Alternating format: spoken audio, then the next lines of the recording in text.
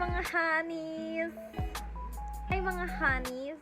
So, in this vlog, we're going to talk about more on the attitudes, cognitive dissonance, important work-related attitudes, and we're going to describe the role and importance of values and emotion in organizational behavior. And then we're going to talk about the basic perceptual processes and how perception affects fairness, justice, and trust in organizations. And lastly, we're going to talk about the nature of stress, identify the basic causes and consequences of stress, and lastly, to describe how can stress be managed. So let's get into it. The first one is attitudes in organization. Attitudes. It is a person complexes of beliefs and feelings about specific ideas, situation, or even other people.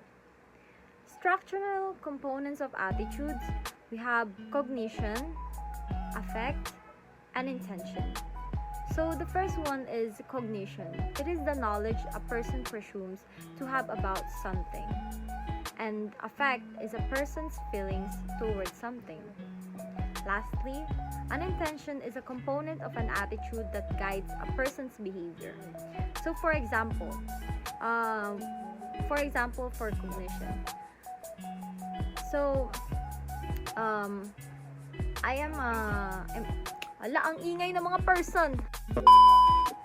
So first is cognition. An example of this would be Sarah is one of the most great employee in the organization, and all of the people in that organization look up to Sarah because of her hard work. That is cognition. We know Sarah is a hardworking and industrious woman. And then affect. Then people would start to feel like it's either intimidated by her or inspired by her. That would be affect. It is a feeling. And then intention. The intention is that the first one, people might treat Sarah badly because of insecurity, or the other way around, people would treat Sarah like with respect and someone who is to be inspired for, and they will send Sarah gifts and treat her good. Next, so there is this formation, we call it attitude formation. So we have cognition and affect in the same level, and then behavioral intention in the middle, in the bottom of those two. So cognition is the knowledge that we know about something or an environment, and then affect is the feeling that we naturally feel. And then those two will be the basis of our intention or our reaction. Our reaction. Yes. Next. So next is that we have cognitive dissonance. It is an incompatibility or conflict between a behavior and an attitude, or between two different attitudes. So, how to reduce cognitive dissonance in organizations? First is to change the conflicting attitude, like reflect to it. Think about it clearly if it is a good thing to do, and what will be the effect of that attitude.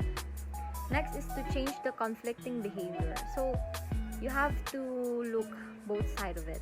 You have to not look on your attitude, but also you have to change what your behavior. Next is the reason that one of the conflicting attitudes or behaviors is not important in this context.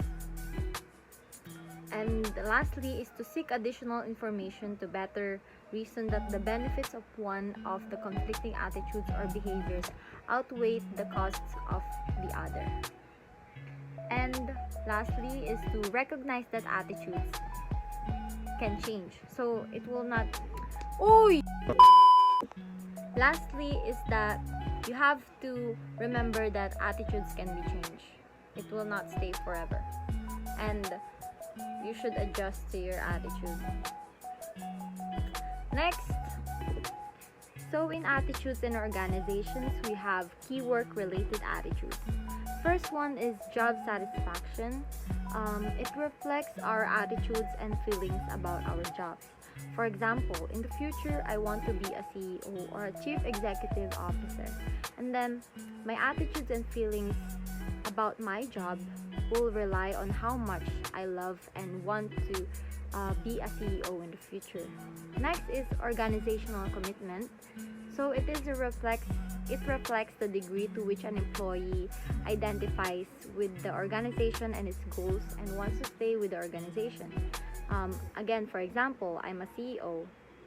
It will always rely on how much I love my job and if I want to stay in that organization. That means I want to commit in that organization. Next is employee engagement. Heightened emotional and intellectual connection that an employee has for his or her job, organization, manager, or co-workers. That in turn influences him or her to apply additional discretionary effort to his or her work. So this means that as a CEO, I will do extra things that will help the company, that will help the organization, not against my will, and I will be influenced by other people in the organization, and I will do the same thing with other people. And that's it. On to the next vlog. Thank you for watching. Bye mga ulit. And that's it. On to the next vlog. Bye mga honeys. So let's talk about attitude. What is attitude? Attitude is a settled way of thinking or feeling about someone or something, typically one that is reflected in a person's behavior. For example, being happy for other success, such as your friend graduated from college, or being cheerful for her. Next one is structural components of attitude. So there are three types of structural components of attitude. First one is cognition. It is a belief and knowledge of understanding a one subject. For example, is a religion. Next one is affect. It is a reaction of a person based on your action or words. For example na lang is that pinagsalitaan ko na masama yung kaibigan ko, which is ayun yung naging reaction niya. And the last one is intention. It pertains of the individual reaction, such as the behavior of it. Now let's talk about cognitive dissonance. It is a person stress based on her or his experience when their behavior doesn't match on your belief. Example is that gusto kong kumain sa Korean restaurant, pero yung choices ko is hindi nagmamatch sa kanya. So doon nagsisimula ang cognitive dissonance. So how can we reduce it? First of all, practice being mindfulness, get support for someone and understand his or her opinion, and lastly, control yourself. Hi guys, welcome to my vlog, and I'm Honik Alaminaling. Today, we want to talk about the value and emotion in organization. First, we want to talk about the value and emotion in organization. The value is a way of behaving or a state that are desirable to a person or to a group. We have 4 types of value. It is terminal, instrumental, intrinsic, and extrinsic. The first, terminal. It reflects long-term life goals such as prosperity, happiness, and a sense of accomplishment. The second one is instrumental. Reflected prefer means to achieving terminal value and prefer weight. Attribution, when we assign blame, we are attempting to justify our own and other people's actions. Comprehending attribution facilitates evaluating employees' motivation and performance. A related concept called self-handicapping can impede success. However, it can be surmounted by emphasizing effort, attributions, and fostering self-efficacy. So the next topic is all about perception in organization. Perception, being aware of and interpreting information about one's surroundings in a subjective process that differs from a person to person and is known as perception. Perception errors like stereotyping and selective perception can result in biases that influence interactions and decision making in the workplace. Next is fairness. Employee attitudes and behavior are significantly impacted by organizational fairness, which includes distributive, procedural, and interactional fairness. While procedural fairness is concerned with the fairness of decision-making processes, distributive fairness is concerned with the perceived fairness of outcomes. The focus of interactional fairness is on how people are treated and given explanations when making decisions. Last is trust. Effective relationships at work are built on trust. It frees workers from the diversion of distrust so they can concentrate on their work. For an organization to succeed, trust is essential because it promotes teamwork, creativity, and excellence. Hey guys, so I'll be discussing stress in organizations. So stress is a person's adaptive response to a stimulus that places excessive psychological or physical demands on that person. General Adaptation Syndrome or GAS identifies three stages of response to a stressor: the alarm, resistance, and exhaustion. There are two sources of stress: the eustress and the distress. Eustress is a pleasurable stress that accompanies positive events, while the distress, unpleasant stress, accompanies negative events. Next is the General Adaptation System. The General Adaptation Syndrome or GAS perspective describes three stages of the stress process. The initial stage is called alarm. As illustrated here, a person's resistance often dips slightly below the normal level during this stage. Next comes actual resistance to the stressor, usually leading to an increase above the person's normal level of resistance. Finally, in stage 3, exhaustion may set in and the person's resistance declines sharply below normal levels. Common causes of stress. Organizational stressors, various factors in the workplace that can cause stress. First is task demand, associated with the specific job a person performs. Physical demands associated with the job's physical setting and requirements. Role demands associated with the expected behaviors of a particular position in a group or organization. Lastly, interpersonal demands, group pressures, leadership, interpersonal conflicts. Causes and consequences of stress. The causes and consequences of stress are related in complex ways.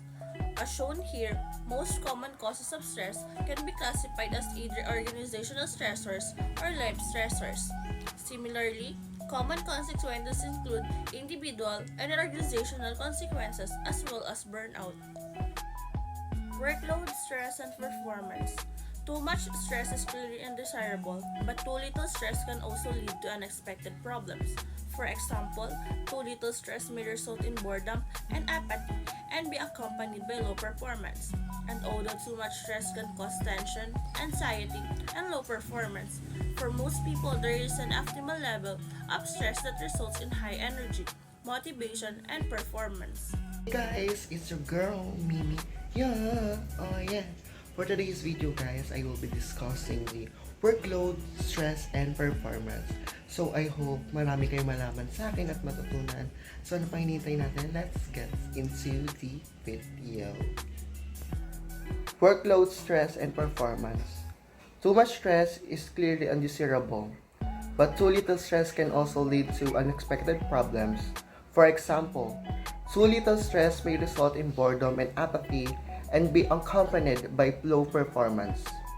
And although too much stress can cause tension, anxiety, and low performance, for most people there is an optimal level of stress that results in high energy, motivation, and performance. Organization consequence, burnout, a general feeling of exhaustion that develops when an individual simultaneously experiences too much pressure, has too few sources of satisfactions. Stress in organizations. Consequence of stress. We have two: individual consequence and organizational consequence. For the individual consequence, we have behavioral consequence, psychological consequence, and medical consequence. Behavioral consequence is what happened immediately after behavioral consequence. Can be both positive and negative. For the psychological consequence, effect of an efficient event or occurrence on a mental or emotional state of individuals or groups, resulting in change in perception in or behavior. For the medical consequence, a person's health is a condition of their body and the extent to which it's free from illness or it's able to resist illness. Stress in organizations. Managing and controlling stress. Individual coping strategies. We have the exercise, relaxations to develop and maintain support groups. Stress in organizations. Organizational coping strategies. We have institutional programs and collateral programs. For the institutional programs, properly designed jobs and work schedules, fostering a healthy work culture, supervision, keep workloads reasonable. Collateral programs, organizational programs specifically created to help employees deal with stress, stress management with healthy promotion, employee fitness, program career and development. Work-life balance. Fundamental work-life relationship. Work-life relationship. Interrelationship between a person's work life and personal life. Balancing work-life linkages. Importance of long-term versus short-term perspective. Balance needs of both wage earners in double income families. Accept that there's a work-life. Do you think that it would be easy to influence a subordinate's attitudes, values, or emotions? Why? Which would have the largest influence on the employee's behavior? Why?